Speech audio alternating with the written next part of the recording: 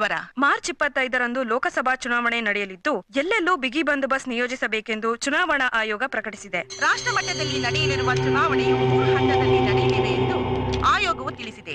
ಈ ವರ್ಷವೂ ಕೇಂದ್ರದಲ್ಲಿ ಅಧಿಕಾರದ ನಡೆಯಬೇಕಾದರೆ ದಕ್ಷಿಣ ಭಾರತದ ಆಂಧ್ರ, ತಮಿಳುನಾಡು, ಕೇರಳ, ಕರ್ನಾಟಕದ ಎಂಪಿಗಳ ಪಾತ್ರ ಬಹಳ ಮುಖ್ಯವಾದದ್ದು. ಎಲ್ಲರ ಕಣ್ಣು ಈಗ ಹೆಚ್ಚಾಗಿ ಕರ್ನಾಟಕದ ಮೇಲಿದೆ.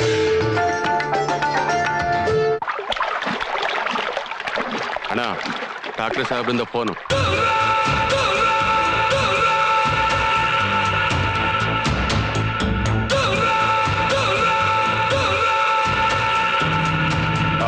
बेटी, मैं ठाकरे बात कर रहा हूँ.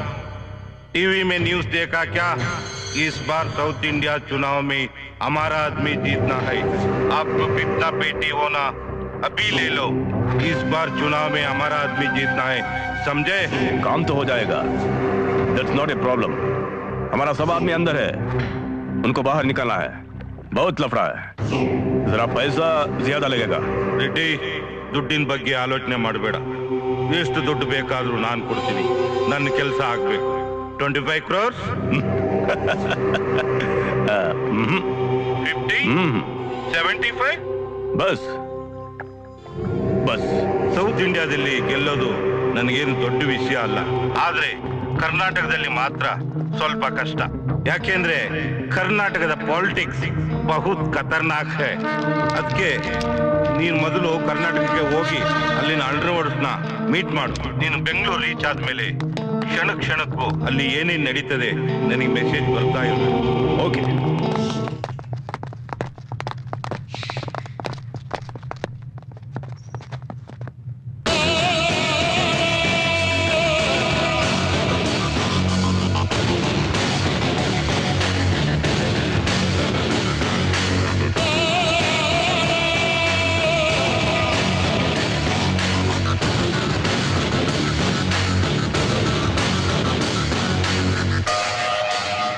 ನಮಸ್ತೆ ಭಯ್ಯ, ಅರ್ಜೆಂಟಾಗಿ ಮೀಟ್ ಮಾಡಬೇಕು ಅಂದ್ರಲ್ಲ, ಏನು ವಿಷಯ?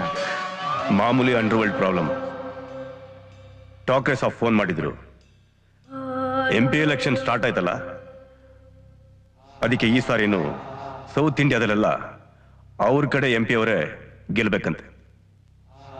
ಅದಕ್ಕೆ ಈ ಕೆಲಸನ ಅವ್ರಿಗೆ ನನಗೆ ಹ್ಯಾಂಡ್ ಓವರ್ ಮಾಡಿದ್ದಾರೆ. ನಿಮಗಲ್ದೆ ಬೇರೆ ಯಾರಿಗೆ ಹ್ಯಾಂಡ್ ಓವರ್ ಮಾಡೋದು? ನೀವು ತಾನೇ ಸೌತ್ ಇಂಡಿಯಾ ಗ್ಯಾಂಗ್ಸ್ಟರ್. ಯಾ ಅದಕ್ಕೆ ಕರ್ನಾಟಕದ ಅಷ್ಟು MP ಕ್ಯಾಂಡಿಡೇಟ್ಗಳು ನಮ್ಮ ಕಡೆಯವರೇ ಗೆಲ್ಬೇಕು.